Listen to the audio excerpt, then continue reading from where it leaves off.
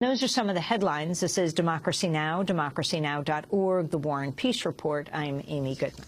And I'm Juan Gonzalez. Welcome to all of our listeners and viewers around the country and around the world. We will spend the rest of the hour remembering the life and legacy of the poet, playwright, and political organizer Amiri Baraka. He died on Thursday in Newark, New Jersey at the age of 79. Baraka was a leading force in the black arts movement of the 1960s and 1970s, but he first came to prominence as a Beat Generation poet when he co-founded the journal Eulogy and published the works of Allen Ginsberg, Jack Kerouac, and Gregory Corso. At the time, he was known as Leroy Jones. In 1963, he published Blues People, Negro Music in White America. The book has been called the first major history of black music to be written by an African American. A year later, he published a collection of poetry titled The Dead Lecturer and won an Obie Award for his play, Dutchman. Dutchman was the last play he published under his birth name, Leroy Jones. After the assassination of Malcolm X in 1965, he moved to Harlem and founded the Black Arts Repertory Theater. He soon became a leader of what was known as the Black Arts Movement. In 2007, he appeared on Democracy Now! And talked about his name change. I was Everett Leroy Jones. My grandfather's name was Everett. He was a politician in that town. My family came to Newark in the 20s. We've been there a long, long time. My father's name was Leroy. The Frenchified aspect of it, because his first name was Coyette. You see, they come from South Carolina. You see, I changed my name when we became aware of the African Revolution and the whole question of our African roots. I was named by the man who buried Malcolm X, Hisham Jabber, who died last week. He named me Amiri Baraka, but that's Arabic. I brought it down into Swahili land, into Tanzania, which is an accent. So it's Amiri instead of Amir, and, Baraka rather than Barakat, which is interesting. If it was Amir Barakat, I'd probably have more difficulty flying these days. In the late 1960s, Amiri Baraka moved back to his hometown of Newark and began focusing more on political organizing. In 1967, he was nearly beaten to death by police during the urban uprising in Newark. The FBI once identified Baraka as, quote, the person who will probably emerge as the leader of the Pan-African movement in the United States.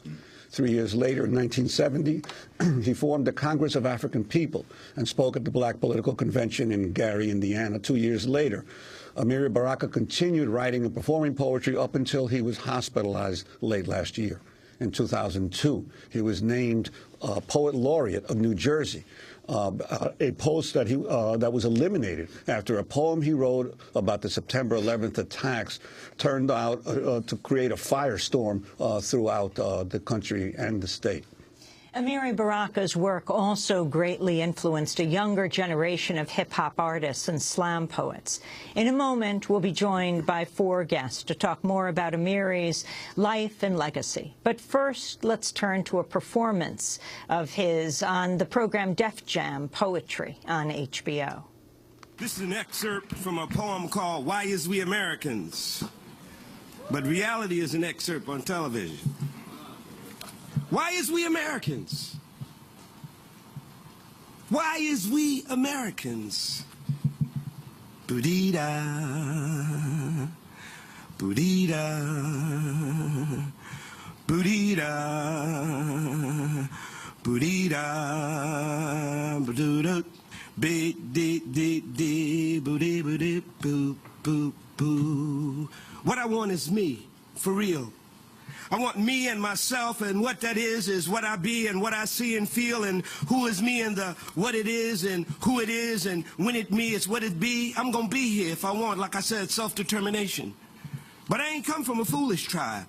We wants the mule, the land. You can make it 300 years of blue chip stock in the entire operation. We want to be paid in a central bank, the average worker farmer wage for all those years we gave it free. Plus we want damages for all the killings and the fraud, the lynchings, the missing justice, the lies and frame-ups, the unwarranted jailings, the tar and feathering, the character and race assassinations, historical slander, ugly caricatures. For every Sambo, step and fetch it flick, we want to be paid. For every hurtful thing thing you did or said, for all the land you took, for all the rapes, all the Rosewoods and Black Wall Street you destroyed, all the miseducation, jobs lost, segregated shacks we lived in, the disease that ate and killed us, for all the mad police that drilled us, for all the music and dances you stole, the styles, the language, the hip clothes you copped, the careers you stopped. All these are suits, specific litigation as represent we, be like we, for reparations for damages paid to the Afro-American nation. Boudida, boudida, boudida. We want education for all of us and anyone else in the black belt hurt by slavery, for all the native peoples, even them poor white people you show all the time is funny, all them Abners and Daisy Mays, them Beverly Hillbillies who never got to know Beverly Hills, who never got to Harvard on their grandfather's wills. We want reparations for them, right on, for the Mexicans whose land you stole, for all of North Mexico, you call it Texas, Arizona, California, New Mexico, Colorado, all that, all that, all that, all that. Be-dee-da, do-do, bap, bap, bap, bap, do-dee-do. All that you got to give up. Autonomy and reparations to the Chicanos and the Native Americans whose soul you ripped out with their land. Give self-determination, regional autonomy. That's what Maui is asking, and they're going to do the same when they demand it like us again in their own exploited name. Yeah, the education, that's right. 200 years. We want a central stash, a central bank with democratically elected trustees and a board elected by us all to map out from the referendum we set up what we want to spend it on to build that Malcolm sense self-determination as self-reliance and self-respect and self-defense, the will of what the good Dr. Du Bois beat on, true self-consciousness, simply the psychology of freedom, boudida, boudida, bidida, boudida, that ba ba ba, boudi boudi boo boo boo. Then we can talk about being American. Then we can listen. Then we can listen without the undercurrent of desire to first set your on fire.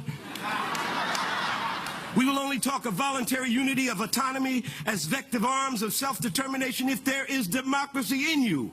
That is where it will be shown. This is the only way we as Americans, this is the only truth that can be told. Otherwise, there is no future between us but war, and we as rather lovers and singers and dancers and poets and drummers and actors and runners and elegant heartbeats of the sun's flame. But we is also at the end of our silence and sit down. We is at the end of being under your ignorant smell, your intentional hell. Either give us our lives or plan to forfeit your own. Amiri Baraka, performing his poem, Why As We Americans, on the HBO series Def Poetry Jam. Amiri Baraka died Thursday. He was 79 years old. In a moment, we'll be joined by four guests, by fellow poet Sonia Sanchez, Felipe Luciano, the former chair of the Young Lords, as well as Newark community organizer Larry Hamm and historian Kamosi Woodard, author of A Nation Within a Nation, Amiri Baraka and Black Power Politics. Stay with us.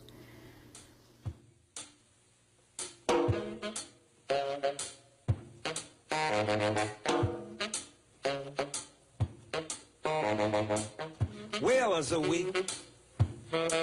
We are whalers. Don't get scared. Nothing happening but out and way out. Nothing happening but the positive, unless you the negative. Whalers, we whalers, yeah, whale, yeah, whalers. We whale, we whale. We could dig Melville on his ship, confronting the huge white mad beast, speeding death across the sea to we. But we whalers, we can kill whales. We can get on top of a whale and whale. Whalers, undersea defense hot folk. Blues babies humming when we arrive. Boogie ladies strumming our black violet souls. Rag daddies come from the land of never say die. Reggae workers bringing the funk to the people of I. We whalers, all right. Hail to you, Bob man. We will ask your question all our lives. Could you be loved? I understand. We see the world. Eyes and eyes say yes to transformation. Whalers, whalers. subterranean night-color magi's, working inside the soul of the world. Amiri Baraka reading his poem Whalers with David Murray on saxophone, the poem dedicated to Bob Marley and Larry Neal. This is Democracy Now!, democracynow.org, The War and Peace Report. I'm Amy Goodman with Juan Gonzalez. We're spending the hour remembering the life and legacy of the poet, playwright, and political organizer Amiri Baraka.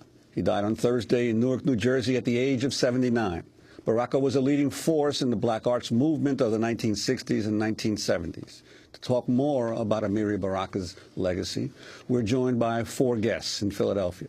There's Sonia Sanchez. She joins us. She's a renowned writer, poet, and playwright, activist, and one of the foremost leaders of the Black Studies movement. She's the author of over a dozen books, including Morning Haiku, Shake Loose My Skin, and Homegirls and Hand Grenades. Sanchez is a poet laureate of Philadelphia and a longtime friend and colleague of Amiri Baraka. And here in New York, we're joined by 3 people. Felipe Luciano, my longtime comrade, poet, activist, journalist, and writer. He knew Amiri Baraka for 43 years, a former chairman of the Young Lords, and was an original member of the poetry and musical group The Last Poets. Kamosi Woodard is a professor of history at Sarah Lawrence College. He's the author of A Nation Within a Nation, Amiri Baraka and Black Power Politics. And Larry Ham is with us, chairman of the People's Organization for Progress. He was named at EMU by Amiri Baraka. I want to start with Sonia Sanchez. Your reaction to the news of Amiri Baraka's death. Good morning to you, my dear brother, and the rest of the brothers and Sister Amy. How are you doing this morning? Good. Very well, Sonia. Yeah, it is good hearing all of you. My dear brother Juan, like everyone else, we were more than shocked because we always could never imagine ourselves on this earth without dear brother Amiri. And his family. Every time you started out during the day, you would say hello to him and his family in Newark. You would say hello to all those brothers and sisters who were part of what I call that magnificent generation of the 60s. These men and women who proceeded to change the world.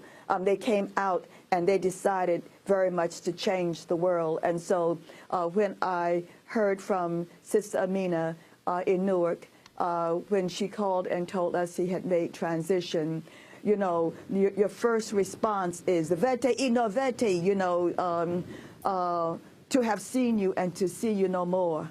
But then after you say that, and after you move and go outside and walk 12 blocks, you come back and realize simply that he lives, he will always live. He will always live in the hearts of all of us, in the hearts of young people and young poets and people who have some kind of moral grounding, because this man moved in such a large way to effect change in this place called America and in the world.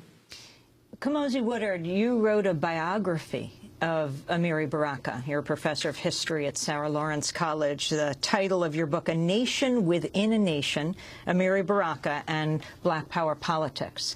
Give us a thumbnail sketch of Amiri's life. Well, he was born in Newark, New Jersey during the Great Depression in 1934.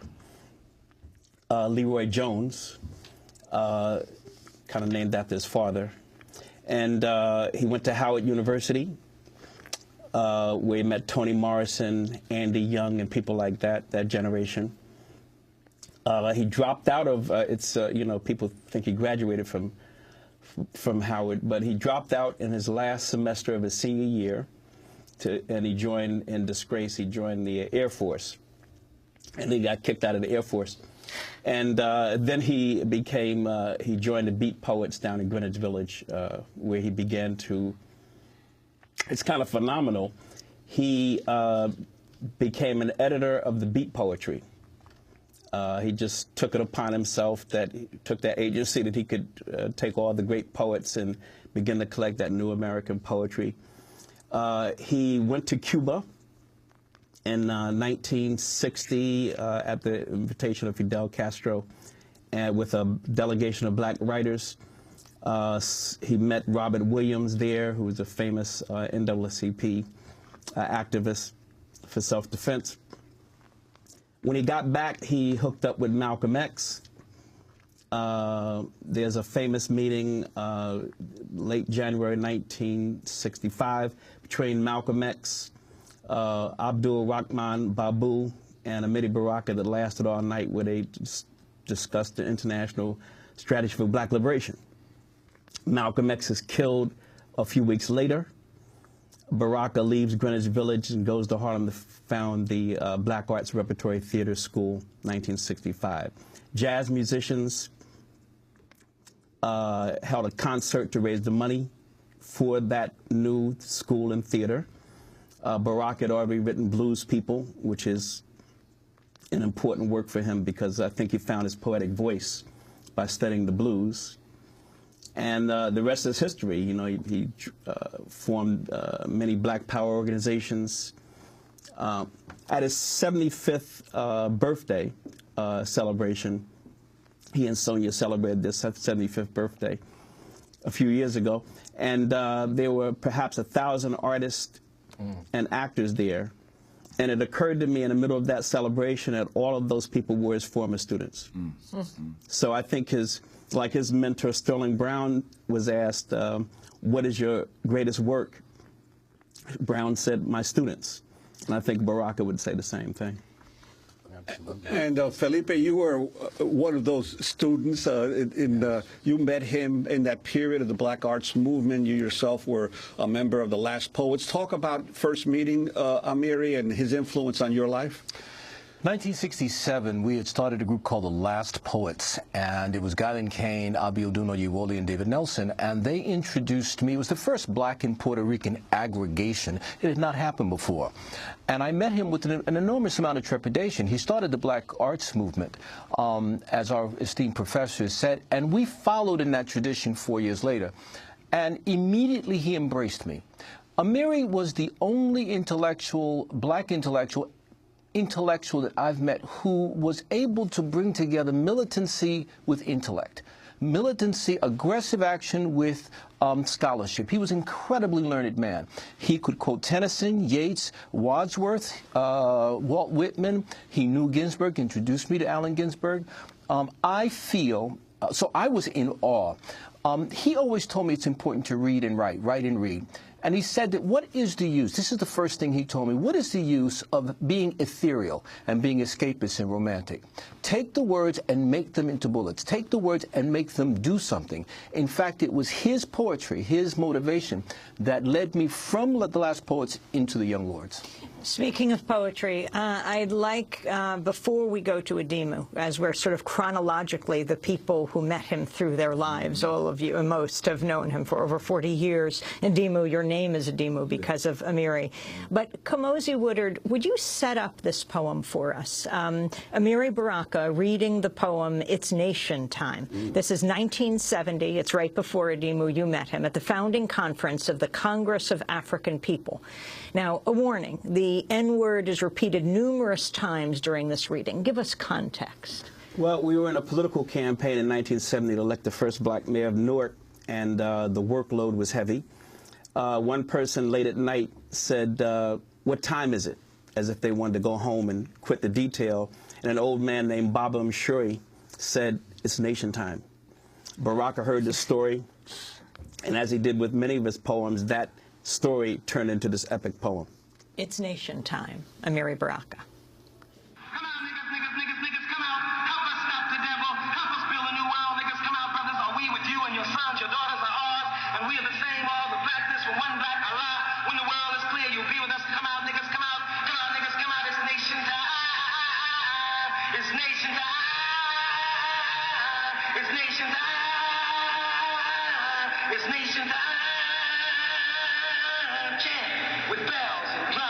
Nation time, it's nation time. Get up, Santa Claus, get up. Roy Wilkins, get up. Diana Ross, get up. Jimmy Brown, it's nation time. Build it, get up. Humphrey Bagger, get up. Now, for real. Come Master Ferrari. Last tour. Get up, nigga. Get up, nigga. Come over here, nigga.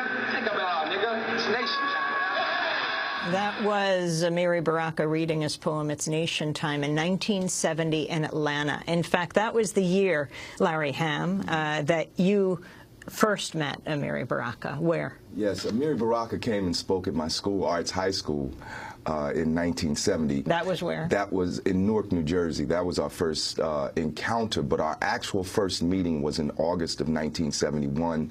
I had been appointed to the Newark Board of Education at the age of 17. You were the youngest person ever. Youngest school board member in the country. I wasn't even old enough to vote yet, but I was appointed by Mayor Gibson, whose election as the first African-American mayor of Newark was in part made possible by Amiri Baraka. So our first meeting was in August of 1971. And then you mentioned my name, Adimu Chunga. He gave me that name. I requested an African name after being a delegate to the National Black Political Convention in Gary, Indiana in March of 1972.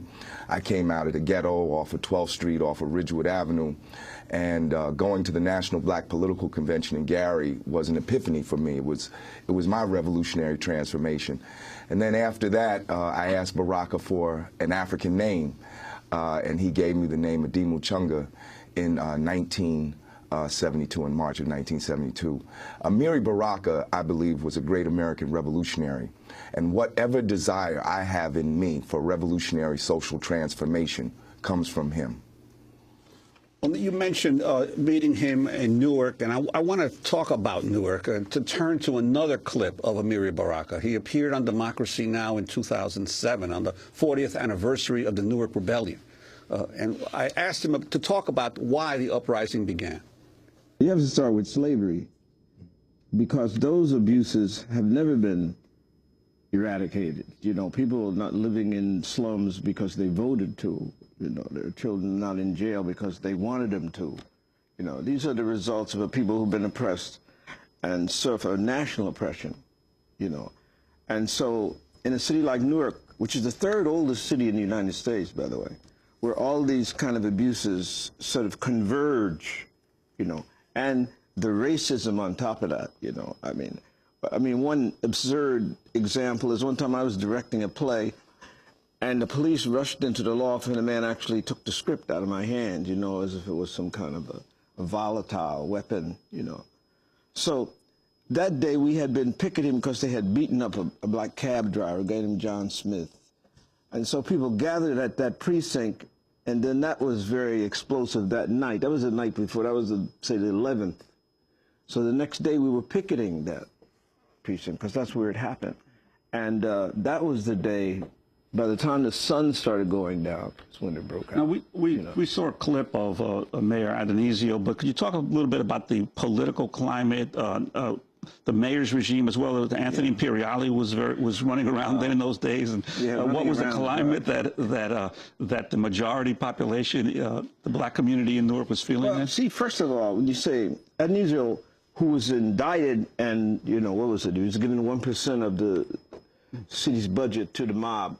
He was the mayor. He was the mayor, Adonisio, No Neck Adonisio, and his Spina, okay, was it was interesting that Spina, who was the police chief, when they beat me up, they didn't take me to prison or they took me to Spina's office, you know, and threw me on the floor, and he says, you know, just like right out of the movies, they got you, you know, and I said, but I ain't dead. He was head of police?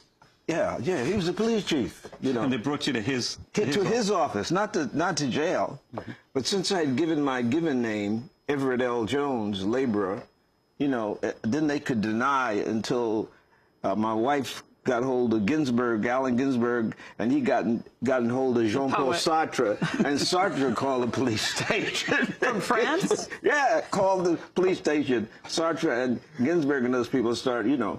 And then the only reason I got my life saved is the people in the apartment building where they were beating me start throwing things out of the window at them. Otherwise, I would be gone, you know.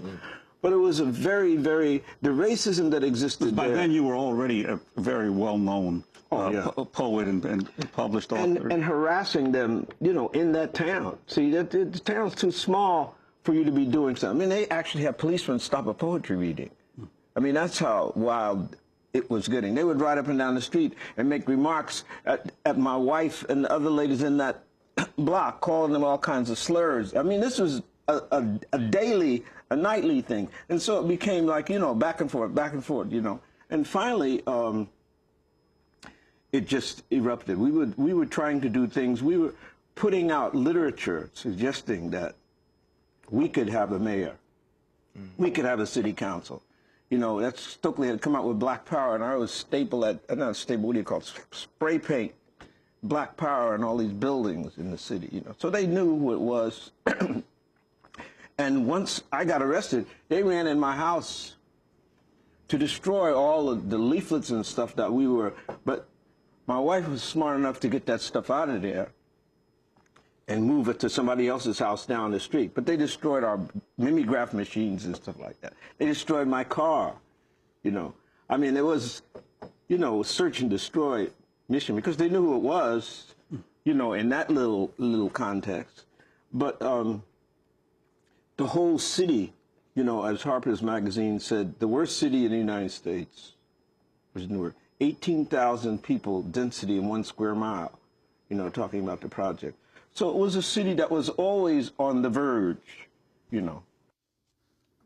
That was Amiri Baraka in an interview in 2007. Felipe, even in those days in Newark, there was a significant Puerto Rican Latino community and budding unity and cooperation between the two communities. Could you talk about that relationship and Amiri's stance as at that time, a black nationalist reaching out to create a broader front of people who were suffering discrimination and oppression? His evolution amazed me. He went from beat poetry to cultural nationalism to revolutionary nationalism to socialism and then to communism. He calls me one day and he says, why don't you come over? I had been working with him at the Committee for Unified Newark, where we were trying to get Ken Gibson elected. The mayor. The first black mayor of Newark. And I was working with him assiduously. We were working with him, working within the Puerto Rican community, the black community. And when we started the Lord's one, he said, we sat together one night, he said, why don't we start a mutual defense pact? I said, Amiri, are you serious? He said, why not? I said, it's difficult enough dealing with black folk within Newark, because Newark was up south, as we called it. It was like Baltimore. He said, let's try to put together a black and Puerto Rican pact. And believe it or not, it was the first mutual defense pact between African Americans and Puerto Ricans. His evolution, his foresight was astounding. He loved Latino culture. To see him in Amina dance mambo, I mean, was a trip. He embraced Pedro Pietri. He embraced Miguel Piñero.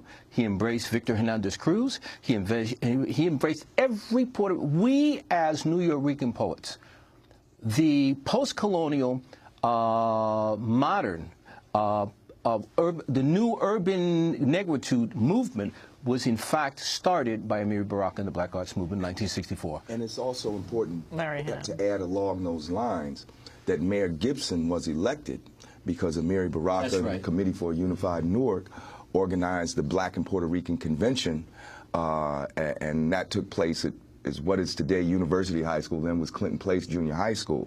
That alliance, Gibson was not elected just by the black vote in Newark. No, he wasn't. That's right. It Along was with Ramon Rivera. That's right, an alliance between African Americans and Puerto Ricans. And this continued. It wasn't just, you mentioned Ramon Rivera, who continued to be an activist in Newark during those days. He and Amiri had a very close relationship. Yes, they did. Kamosi Woodard, Maya Angelou called Amiri Baraka the greatest living poet. Talk about that and his relationship with her, with Toni Morrison, and we're going to go to break and then come back to Sonia Sanchez. Well, Baraka was a poet, and Maya Angelou and Abby Lincoln called a demonstration to protest the death of Lumumba at the United Nations. And Baraka got arrested. Like many other people, the police were beating people up, and so he got arrested. And in jail, he realized that Oskar Muhammad Touré and the other people he was demonstrating with were poets. So his politics and his poetry kind of ran together. But they were just experimenting with poetry, and he had a, I think Blues People was him finding his poetic voice. If you listen to his poetry before Blues People and after Blues People, you kind of hear that blues ethos and jazz aesthetic. And much of it he got from Langston Hughes. We have this great picture of Maya Angelou and Amiri Baraka dancing. Oh, yeah. We're going to go to break, and then we're going to come back to this discussion. We're talking about the life and legacy of Amiri Baraka. He died yesterday on Thursday at the age of 79, a founder of the Black Arts Movement, a poet, an activist, an organizer, being hailed in this country and around the world. This is Democracy Now! We'll be back in a minute.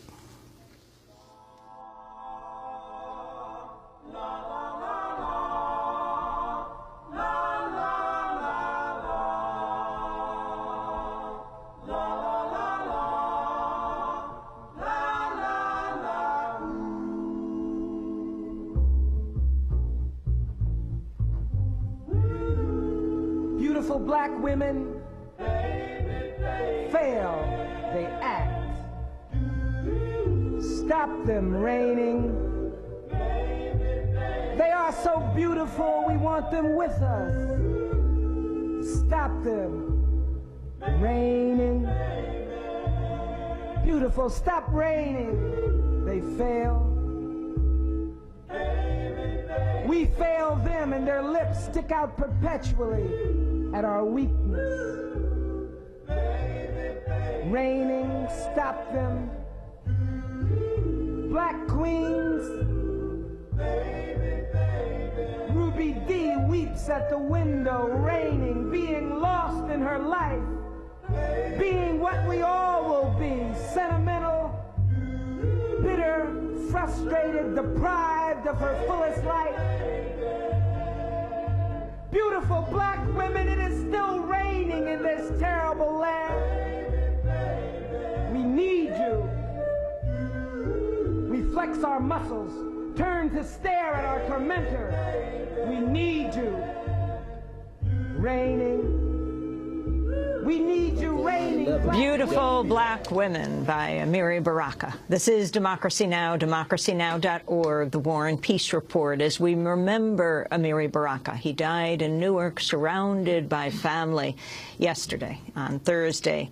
He was 79 years old, the poet, the activist, the organizer. I'm Amy Goodman with Juan Gonzalez. In December of 1987, Amiri Baraka delivered a eulogy at James Baldwin's funeral. Let's listen to a clip. And it is he, this Jimmy of whom I will continue to speak. It is this Jimmy, this glorious, elegant griot of our oppressed African-American nation who I am eulogizing. So let the butchering copy editors of our captivity stay for an eternal moment, their dead eraser fingers from our celebration.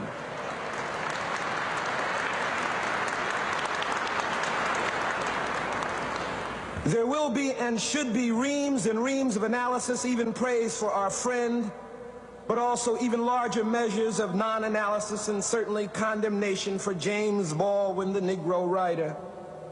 Alas, we have not yet the power to render completely sterile or make impossible the errors and lies which will merely be America being itself rather than its unconvincing promise.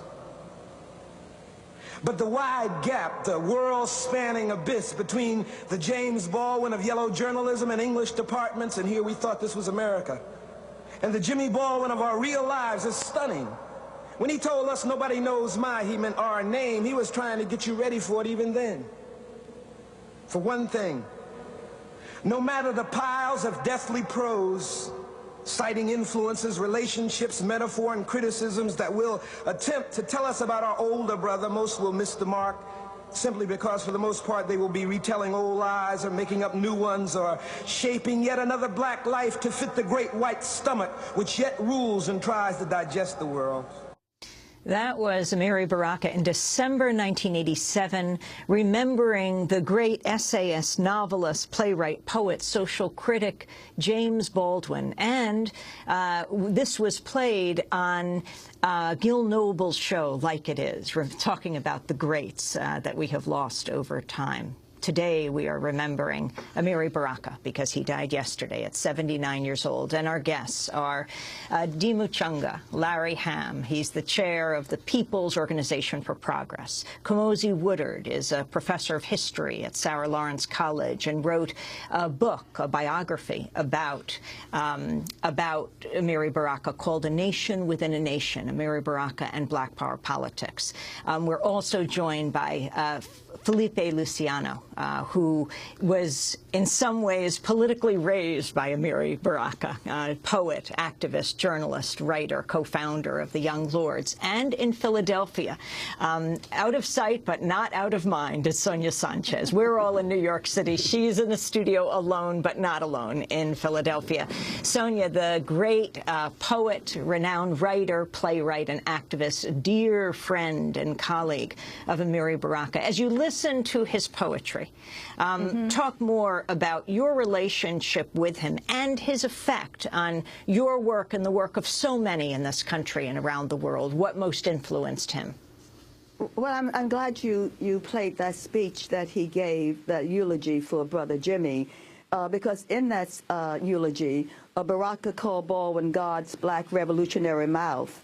And, you know, our dear brother Baraka was indeed also God's black revolutionary mouth, if we understand that. He also said in that eulogy that Jimmy Baldwin was not only a writer, an international literary figure, but he was also man, spirit, voice, and black, and terrible in as that first ancestor. And all of that is our dear brother. You know, Sister Toni Morrison, you mentioned her, and Sister Maya said, we die, that may be the meaning of life, but we do language. That may be the measure of our lives. And the measure of our dear brother's life was the language that he did, you know how he took that language, how he crossed the cities and countries, and how he helped us document our bones, how he stood tall as lightning, heard the trumpeters, tears of death called segregation and racism and colonialism and greed, how his tongue caught fire at all of those things, and he moved us all away from the graveyards here in this place called America. His poems exploded from clouds, I say, and intestines, and he embroidered his tongue with pyramids. Can you hear me? We hear you perfectly. You write a haiku every morning just to wake yourself up. Can you share it with us? The one that I wrote for him, my dear sister, is your words carry the spirit of creation. I say your words carry the spirit of creation. Isn't that so, my dear sister and my dear brothers? I mean, his words carry the spirit of creation. You know, he sewed himself into the sleeves of history and change, and he turned around and said, come on, hey, come on, keep up with me. I got some words. I'm saying some words. You got to learn from these words. You got to come out here and do this thing called language, do this thing called freedom, do this thing called change. And we listened and we smiled and we did this thing called change with that dear brother and with all the brothers sitting in the studio also, too. Amiri Baraka was almost killed by the police in 1967. Kamosi Woodard, can you talk about what happened? And then what is known by some who call the Newark riots, others who talk about them as the Newark Rebellion, which is certainly how Amiri described it. But what happened to him? Well, he was nearly beaten to death by the police. They pulled him out of his van and several other people and began, I guess they knew who he was. So they surrounded him and beat him. One black cop stood on the side and assumed that they were going to beat him to death. And apparently the people from the community saw what was going on and began to throw litter and bottles at the police. And they had to take him to the jail, and then they lost him, as he said. And Sartre helped them find him. So it took Paris to find him. But Baraka is interesting. One of the people who saved his life was this wino named Rabbit.